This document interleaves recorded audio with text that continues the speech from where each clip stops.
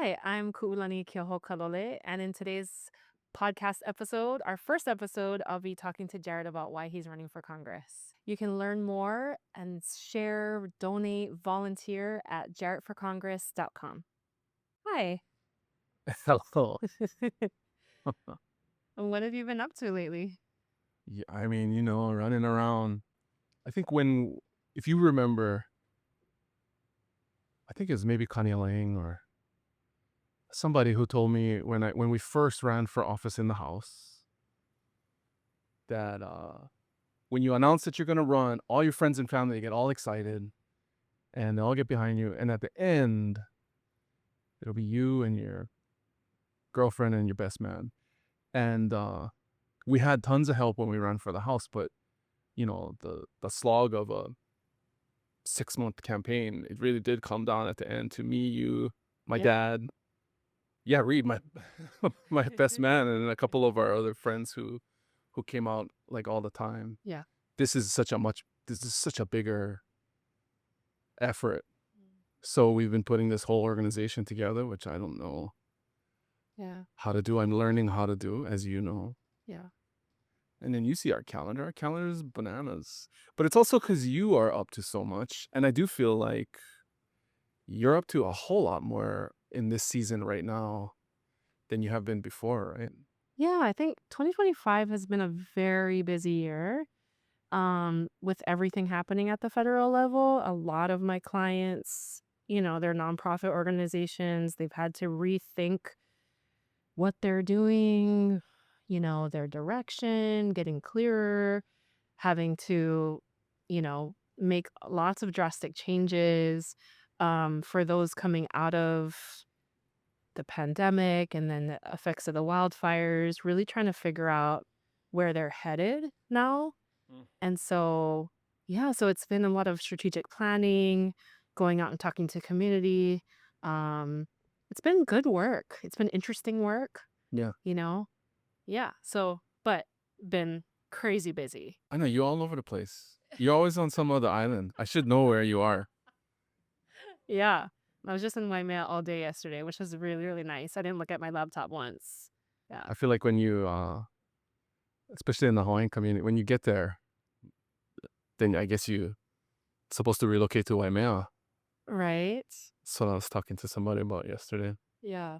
Yeah. You know, I think this is an appropriate place to congratulate you for being selected to the Omidyar Fellows program, Thank you. or to congratulate you for being selected as an Omidyar Fellow. Thank you.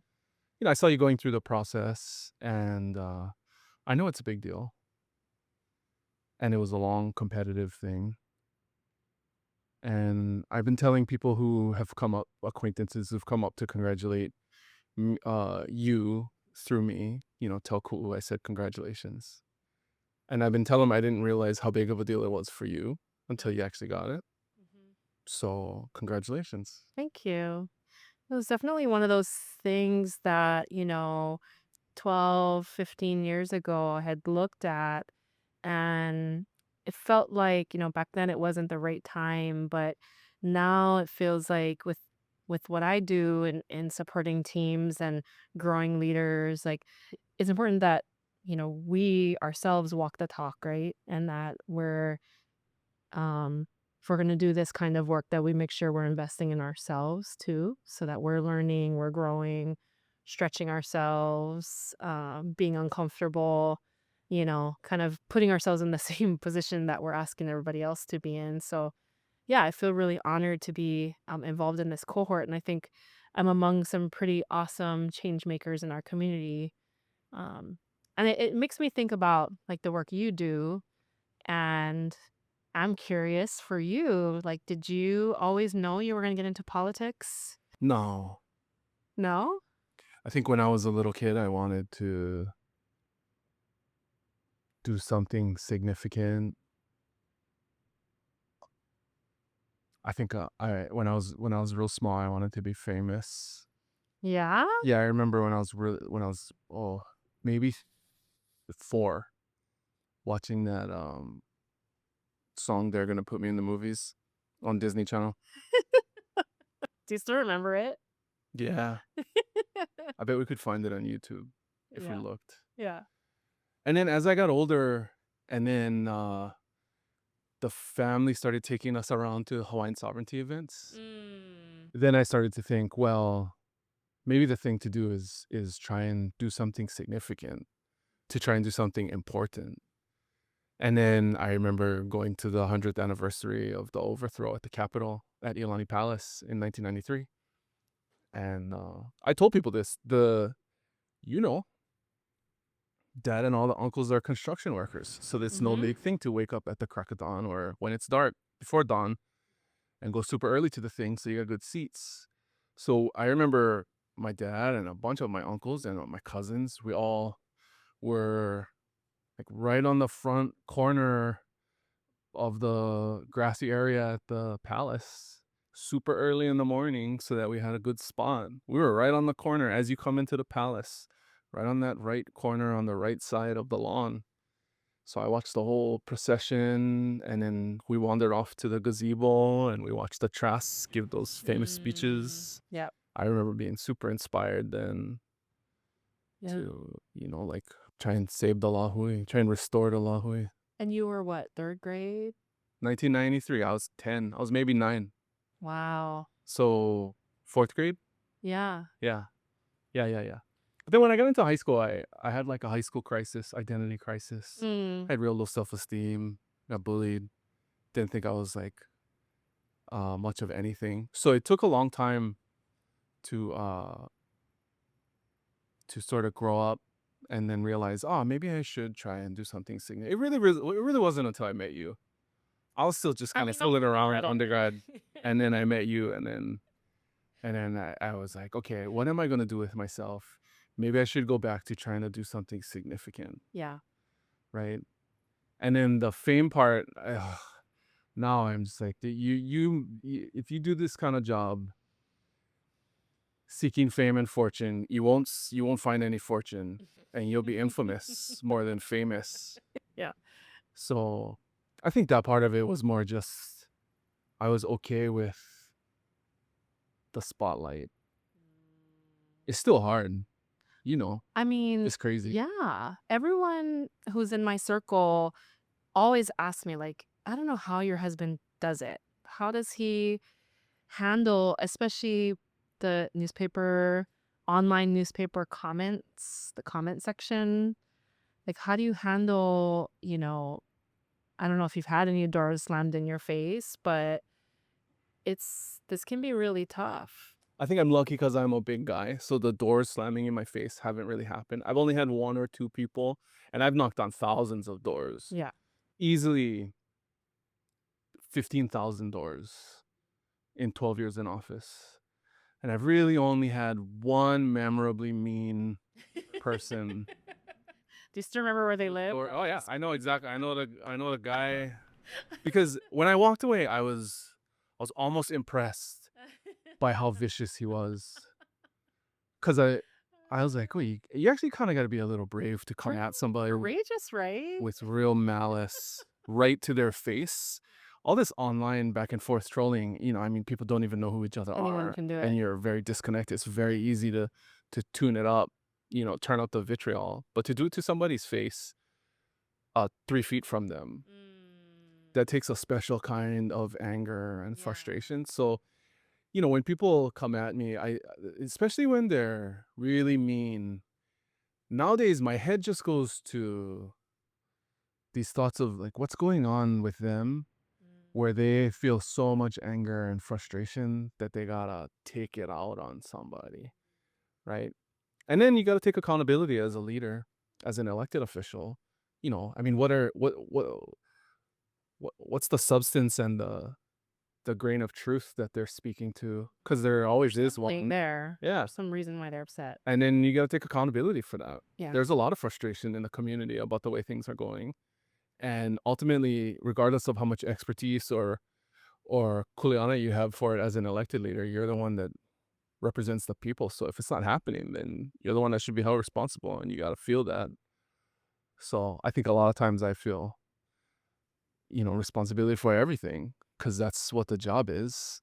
And that's what we're supposed to feel. I Mm. feel obligated to feel uh, those same feelings that people express to me. So I try and find it, even if you got to peel back the layers of somebody calling me names or whatever because they're mad. Right. Sometimes there's no thread. Sometimes people are just online trying to troll, and okay, fine. But often when it's constituents who are willing to identify themselves or speak to me face to face, they have a real meaningful gripe. And if I'm not at least trying to unpack that and understand what it is they're talking about or where they're coming from, then I don't really feel like I'm doing my job, Yeah. you know. And most of the time it's on the common things that everybody's frustrated about. So at least I can speak to it. At least I can validate, that these are important things that I also care about and I'm working on. And here are the things. And I need your help. Come testify at the legislature on the bill or. What would you say is the most rewarding part of this job? I don't think I actually appreciate it enough. But all the time, people come up to me and say, like, thank you for serving. You're doing a good job. I always try and just return a thank you and appreciation for people doing that. Um, But you asking me now, it happens kind of a lot, Mm. and I always dwell on the criticism and the Yeah, and the mean stuff of course. way more than people at Foodland. They always in the produce section at the Foodland. Always in the produce section at Foodland. Is where you get the praise or Somebody will come criticism? up to me and go, "You're doing a good job. Oh, nice, Thank you for serving." nice. Especially when it's like kupuna, like grandmas that come up. Mhm. Uh, yeah, that's really I validating. think that must feel good because that's, like, everyday people, right? It's not necessarily people who are sitting online in their basement trolling you or even the people who are really involved in politics, but it's just the everyday person who's out buying the groceries. Yeah, and then, this is a controversial statement, I think, but when it comes from the grandmas, I joke around when I go knock on doors, I usually ask for grandmas because those are most likely the registered voters. Young people are not registered to vote in as high numbers as baby boomers or Gen Xers. Yeah. And so they're less likely to be engaged. And so I always try and talk to everybody, but usually the grandma in the house is the one that's been paying attention to what's going on in the news, or they have an opinion.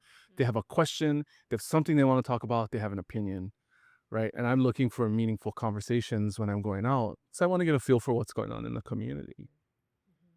So I kind of joke about how I want to talk to management. When I go knock on the door, I want to talk to the grandma, right? Because she knows what's up. So,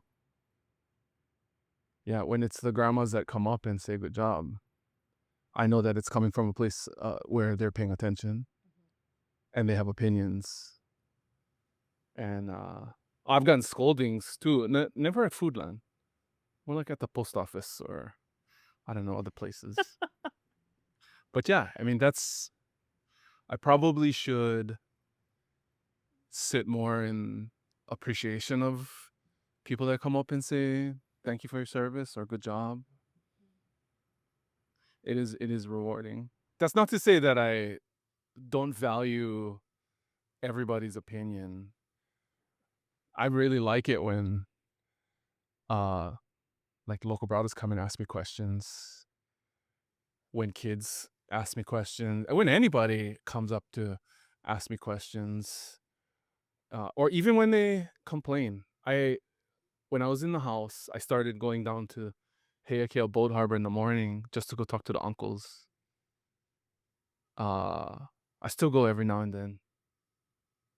Always starts with scoldings, always. But over time, the things that people want to talk about that they gripe about, it's a very good barometer of what's going on in the community, right? If it's fix the road or, you know, neighborhood stuff or fix this, fix that, then that's much better than uh Just straight personal I don't criticism. I don't like all the violence, Mm. right? What's going on with all the shootings, Yeah. right?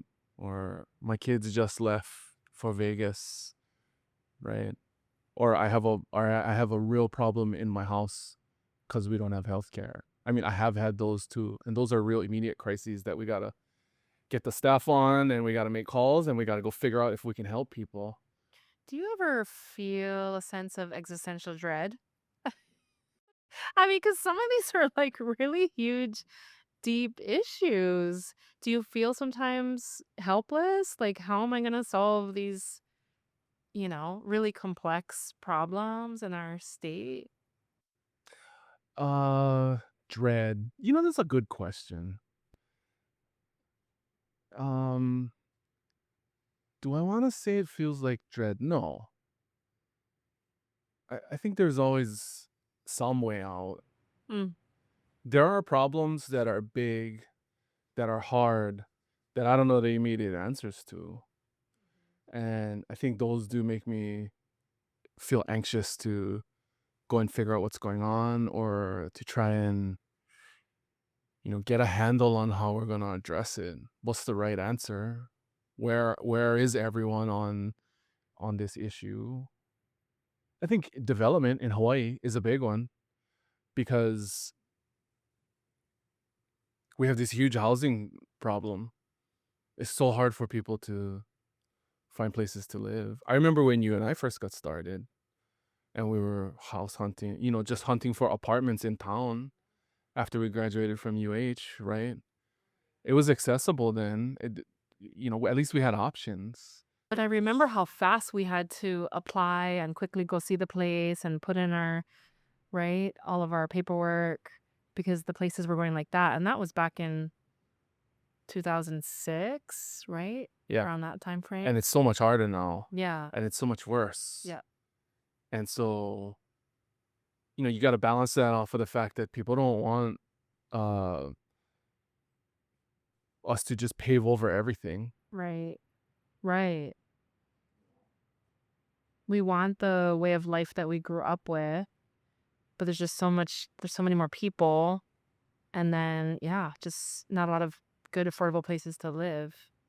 Yeah. But if you don't do some paving, then the price just goes up, and the only people that can afford to stay, besides the lucky ones that inherit the house from grandma, are the really wealthy, right? And then sooner or later, if you only have exceptionally wealthy people here, then who's going to do all the jobs that need to be done in order for all of this to function, Right. you know? So that's I mean, those are the type of things that really concern me constantly, you know? How are we going to have a functioning local community if we don't have police and nurses and teachers and garbage truck drivers, cashiers at the store? Already we have self checkout, but you can't have all self checkout at the stores. Somebody has to be able to ring you up. And so how does everybody afford to stay here and just work, regular jobs that we need people to work, you know? Firefighters. We're very blessed that we both got our college education, went away and came and had the opportunity to come back, right? And part of that was because we're in my grandma's home. If not for that, I don't know, right? If we could make it work, even with degrees and all of that. I mean, raising three kids in Hawaii, every time I go buy groceries, I'm like, oh my gosh, I just shake my head. Like, this is so expensive. And so, yeah, I mean, when you think, well, the existential, what did you say? Yeah, dread. Dread. Existential means, like that our way of life will cease, Mm. right? Yeah. Do you ever feel that way? No, because I think the way human beings are, we just learn to survive, right? I think of the last scene in the last season of Chief of War, right? And then maybe, you know, what Keohua was fighting for was an existential change in their way of life. And then it did come true, but it didn't come true in an instant like a meteor hitting Hawaii. It happened over decades and decades of time. You and I were talking about it, right? Like the period where Chief of War is filmed is somewhere after 1778 when Cook arrived, right? Where Kamehameha was there, Kalaniʻopuʻu was still uh, in his prime, right? And so he dies of, I guess, old age in Chief of War. And then it's before the missionaries come in 1820. So 1778 to 1820, that's 40 years. That's 40 years of sailors that we don't really talk about very much in the history books, just coming to Hawaii for, you know, sandalwood and all of that sort of stuff that they talk about in the show. And so the world didn't change in Hawaii like in 1779 after Cook came. But if you look 1778 to 2025, yeah, enormous, huge, existential. Do you feel like we're in another period of major change for Hawaii? But I think we're in a period of major change for the world, Mm. and I think everybody knows it. And I think that's what so much of the drama is about, don't you? Yeah. Because people are uneasy about it. So, the big question, you've been in the state legislature for this is what, your 11th? Yeah, this is my 12th year. Why run for Congress? Why not stay in the state legislature and continue to do this work that you're doing? Because the reason I ran in the first place was uh, to make as much change for the better as I possibly could. And the way things are going right now, especially up there in Washington, there's never been a more critical time to make change. The things that are happening up there right now have never meant more or been more consequential for Hawaii and for the world. I mean, for Hawaii, for the country itself, and for the world. Yeah. We're just in this crazy period of transition. And you can blame Trump for inciting it, or you can say he's a result of the change that was going to happen one way or another. Look at AI. I mean, nowadays I don't Google things. I hit the audio function on ChatGPT because I got the subscription, and I just ask it, Mm-hmm. and we have a conversation. And then I got to go and double check the references because sometimes the robot gets it wrong. But we live in the future, right? And everybody's up in arms about how disruptive that's going to be.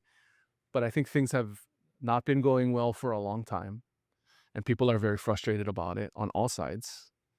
And the people who don't have want as much change as is possible because things aren't going well, and the people who are doing okay want as badly as possible to hold on to what they have. And maybe if they remember back to a time when things were better, they want to go back, right? I don't think you can do that. I think we have to lean forward and figure out a way to bring everybody along as we go. What do you think you bring to the role? I mean, because one of the things that I admire about you is that you don't shy away from a fight, including with me. But I think, when there's really big challenges, like what I was just saying, right? Someone like me might feel like, oh my God, it's kind of helpless and hopeless. But I've seen that you run to those problems, like, Yeah. healthcare issues or Red Hill, like you run towards these things. So what do you think kind of helps you or would help you be successful in that role? What will you bring to it? I mean, I like that stuff. I like the action. I like running to the action. You know, I think I bring leadership. I think what I really like to do is bring people along, right? Um, we try really hard to just explain stuff to people. A lot of times that clears so much of the uncertainty and feelings that people have about things. So much fear and uncertainty and frustration comes from people not understanding what's going on. And especially in Hawaii, so often, if you can sit down with local people and have a conversation about what's happening and how you and I feel about whatever it is we're talking about, you naturally can come to an understanding that at least allows communication to happen. And if you can communicate, you can build trust, and then you can work together. You can cooperate, right? I think I am really good at that. And I think we need that right now. And um, like I said, it's never mattered more in Washington, and it's never mattered more for Hawaii that we have that up there. We're a small state. We have 4 members of Congress. We have 2 in the Senate out of 100 senators, and we have 2 in the House out of 435 House members. So if we're small, we need to be mighty. You can't phone it in. No, you know, you cannot be complacent, and you got to be about action. We got to punch above our weight, you know. Some urgency, some sense of purpose. Yeah, I mean, we got to make stuff happen. Hawaii is changing. Hawaii is crowded, and we have things that need to happen. Everybody knows it. We got to have more housing. We need to figure out what we're doing with that. We have to figure out a way to allow our communities to continue to grow and still maintain the Hawaii that we all grew up, experiencing and enjoying. For me, I want us to go to from an environmental standpoint, I want us to go to the Hawaii that I heard stories about from my grandparents, right? Where you can take a throw net down to the ocean and you can come back with dinner. There are a shrinking number of places in Hawaii where you can do that, right? And where you can drink the water and you don't have to worry about it. We're still really lucky. Hawaii is still we're still lucky to live in Hawaii, but we got to keep it that way. And for me, um, the greater the responsibility, the larger the problems, the more impact you can have on doing that, Mm. on making sure that Hawaii continues to be just an awesome place for Kamaina to raise their family, and that they get to keep their next generation here. Is there anything that scares you about moving to DC or like worries you about it?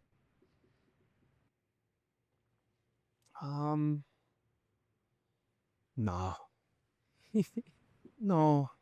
It's a fraught time for the country when it comes to this escalating political violence. Yeah, I true. think when you look on the left, that nobody's saying that any of the violence is good and that we should perpetuate it, right? I think there's been a concerted effort to try and tone it down and just stick to the issues, right? That doesn't mean that you can guarantee that people will not, just go rogue and and hurt people on either side, right? But I'm not about that. I think we should just stick to the issues and figure out how we can connect it to our own experiences together. You know, why should we care about Congress? Why should we care about the federal government? Well, I mean, 90% of our highway funding comes from the federal government. So if we want to keep fixing H1 through town and out to Pro City, that's the federal government, right? If we want to keep doing the airports have been, under renovation for years already. You know, that's the federal government, right? Our military footprint, it's the federal government. And everybody knows when you pay taxes, the majority of it goes to the federal government. What's going on with that and how is it benefiting us? You know, I might not be able to get it done all the way, the way people want it. We might not agree on everything, but I do take it very seriously. I take my responsibility to be able to just clearly explain stuff to people very seriously, right? So that you and I understand what's going on with whatever issue you had a question about. And then we can have a conversation about how you want it to change, or what you and I don't see eye to eye on. So at least there's a common understanding. I think that's important. Again, we only have 4 seats in Congress, and so when it comes to our state, yeah, sure, we have a partisan divide. We have Republicans and Democrats and independents, and we have an American shopping party here that puts candidates out for president in Hawaii, right? But there are some common things that we all know we should hold uh, as critical, as things of critical importance, right? That we all got to stick together. Like the fact that 90% of our food comes from outside. And if there's a natural disaster that cuts us off, or some sort of crisis that cuts us off, we're all going to have to fend for ourselves. And so it's important for us to all be prepared. There's no Republicans and Democrats at Costco buying toilet paper when there's a hurricane warning. So those are the core things that are the responsibility of elected leaders that we got to keep an eye out for, regardless of what the politics is, you know. And so that's the stuff that to me, that's where I like to live, is being in on the really critical things that make our society function, that keep people alive, that keep livelihoods alive. The important stuff that's not always really brought up in the media, because some of that stuff is non-controversial because people agree on it. But that still means you got to have competent leadership who knows what they're doing, who can be effective at going up, you know, to DC, navigating this landscape in Washington and making stuff happen for Hawaii. I really do appreciate your sincerity about this, though. And I think you are clear about your purpose and why you want to go and what you want to bring to it. Because as we've talked about, it's hard to do this with a family, right? It's one thing if you were a single guy or your kids were grown and out of the house, but you have three school age kids and, a partner who's also just as busy as you. Yeah. Um, and so, I appreciate that you're all in on this. And we had that talk about what it means to be all in. Yeah, I've said this before. I feel really lucky. I don't feel like this job is work. You know, I I do this and then I drive kids around and they never say thank you. Mostly it's just what's for dinner. Yeah, always. Sometimes I'll get a hi dad. Can we go to 7-Eleven? Right. And then I try and, do what I gotta do to stay married to you. Like take orders and Take orders. like make sure everything is covered. Make coffee in the morning. Gotta get you coffee in the morning Yeah. before we start in on whatever the logistics are. Well, but I think what I appreciate, so and I always tell people, like, we were together from when we were in college. And so this is way pre-politics. And we were together, kind of in a leadership program. And so our context for how we get through things is like something we've built. Like I feel like there's a foundation there before jumping into this crazy life together.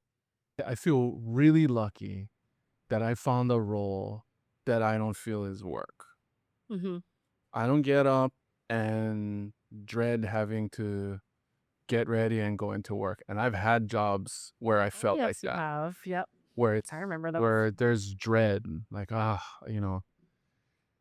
gotta go, I got my shift today, And so I feel maybe that's the thing that I appreciate the most, is that I found a profession where I can have an impact, where I love it, and I don't feel like it's work.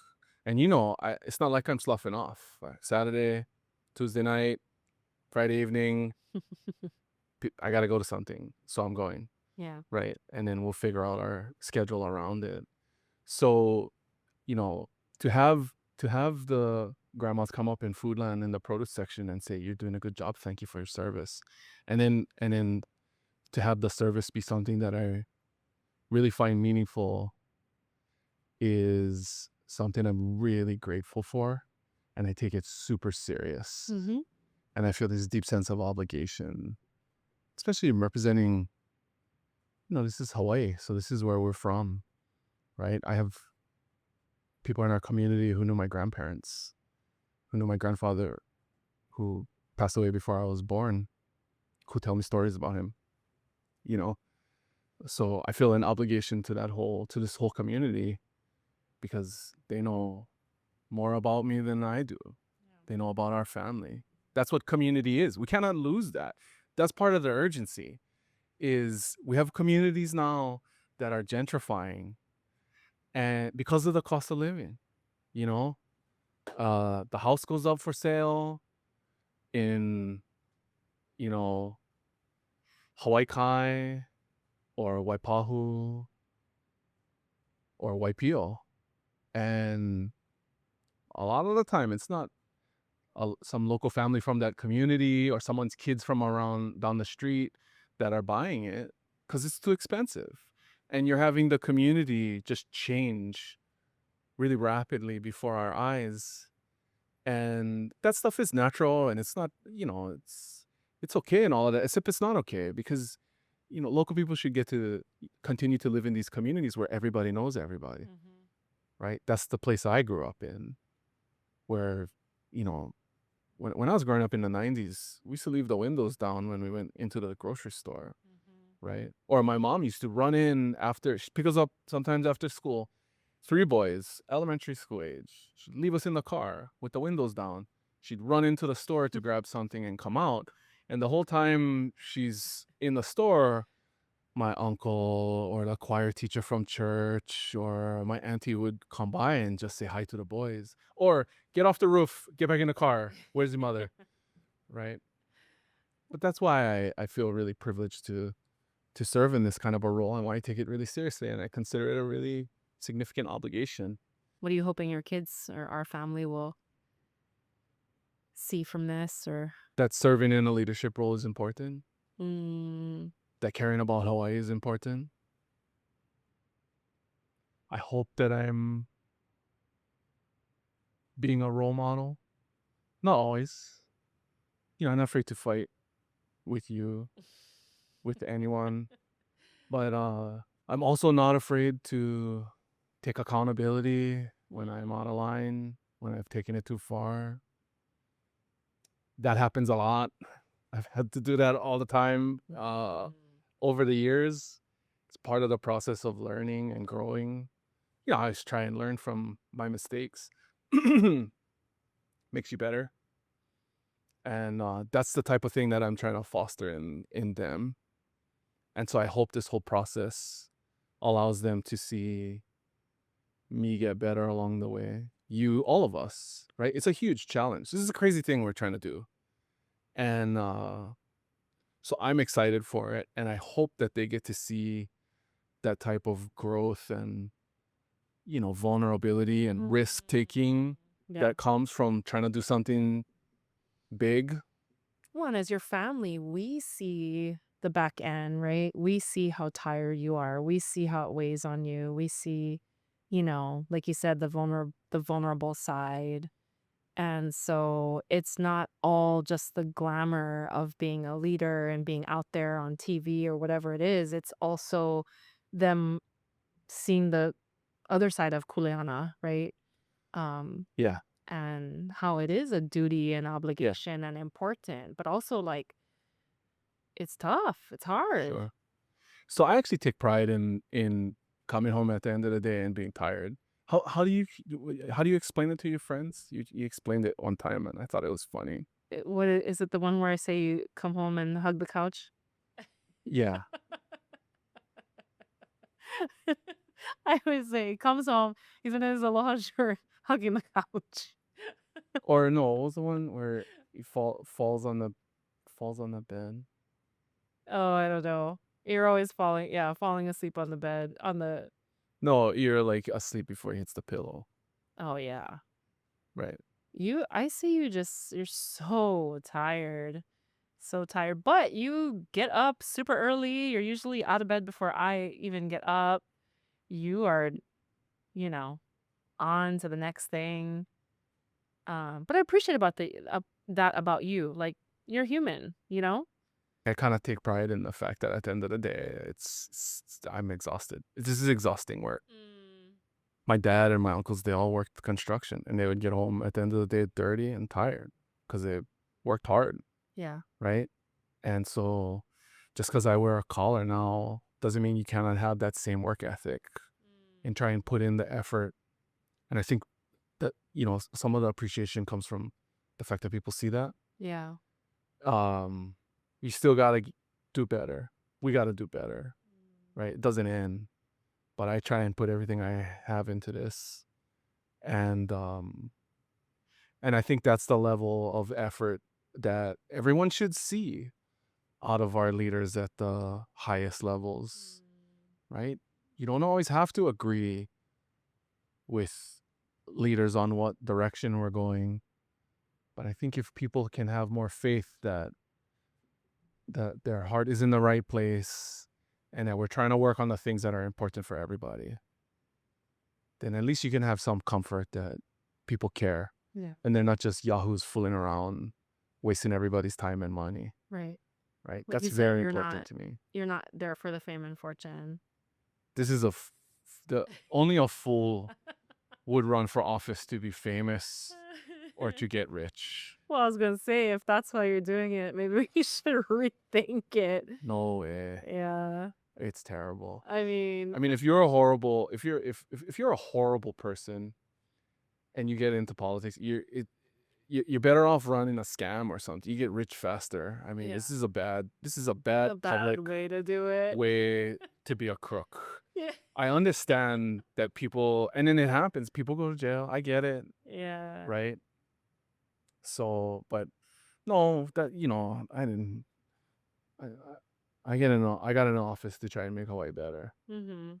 I got in because when we moved back from New York, we only made it because we were lucky, because we had family. Yeah. And most families that are starting out that have young kids are thinking about going the other way. And we cannot have that, Yeah. you know? You know, I'll admit, like, every time we go on a trip to the continent and we go shop for groceries or something, or buy anything, there's always a part of me who's like, oh, we could have such a, you know, better quality of life here, just strictly from that point alone.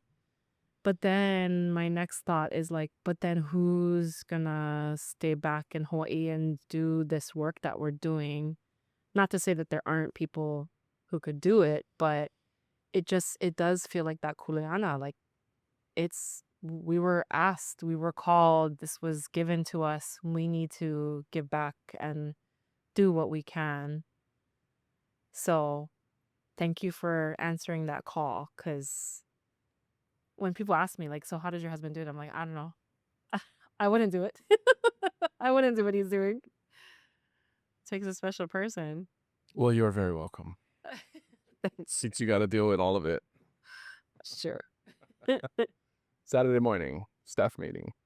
Sunday, we got to go here or there or Yeah. anywhere. So, Well, so how do you think we deal with this? Because this is a lot on a couple with 3 kids and juggling a million things. So what do we do, you think, to like stay balanced or stay sane? you got to find time, right? We got to just find time to talk, share feelings. Mm-hmm. I'm always trying to do logistics, but I feel like you don't let me do that unless we Well, I was just gonna say, talk first. We got to do all this talking. yes, It's important. I do appreciate that you're like, we have to sit down and talk about who's picking up and dropping off kids this week. Who's making dinner? What's for dinner? Like, you're really good about that. We have robotics and 2 soccer games all at 1 o'clock on Saturday, Yeah. and there's only 2 of us. How are we gonna do this? Who's gonna take the chairs? Who's gonna take the tent? Yeah. Yeah, but I love it. I love kids. I'm so happy that we have a family and Yeah. this all And I worked think out. we try to intentionally break away from the kids every now and then and just look each other in the eye and be like, okay, I still like you. You're not the enemy. You always say I have to remind myself. Yes. Yeah. Well, nice not old. This one is 15. This is a challenging thing. Like with teenagers now, Yeah. it's a whole new ball game. I don't know how to do this. We're trying to figure it out. That's what's making this challenging. They all got their own things they're doing, and it's great. And I want to just encourage them to do whatever, Yeah. right? I'm not trying to force anybody to do anything. The boy, he's big like me, so all the friends and uncles, they see him and they go, "What, football too?" Nah, that's up to him, Yeah. right? And I'm not trying to push them into any sort of pathway that I want. That I want to just help them be the best they can be. They gotta get good grades, right? But it's a challenging thing to manage all these teenagers and then get along and then figure out where we're all supposed to be. Like what? That's what so many people are trying to deal with. It's just that's part of what I think is like beautiful about living in Hawaii is we're a modern American city like 50 others. We're not some backwater, and we should be given that respect because people live their lives just the way everybody else does across the country. And so the basic things that make life a little bit easier for folks to do the stuff that we're trying to do, get to soccer on the weekends, take a paycheck and fill a cooler and take the family down to the beach. We got to make it easier for people to do that because that's what you and I grew up experiencing. And it's an amazing thing Yeah. that everybody's kids should have the privilege of being able to experience the way we did, you know? I think that people understand that If you were to summarize in like 1 minute why you're running for Congress, why is it? because Hawaii is changing and the country is changing and the world is changing and everybody knows it. And for us to manage that in a way that allows everybody who grew up here or everybody who moved here and is making a life here to make it and to thrive, it requires action and leadership and not complacency.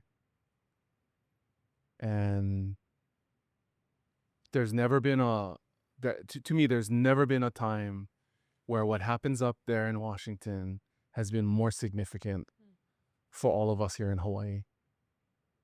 And I think we need people who can go up there and fight for us, but also collaborate and figure out, how to get things done, how to be effective, and how to represent us in a way that everybody can be proud of and understand is in their best interests. Because again, we're all just trying to live our lives here in Hawaii and enjoy the fact that we're lucky we live in Hawaii. And that's why I'm running. And it's because I care.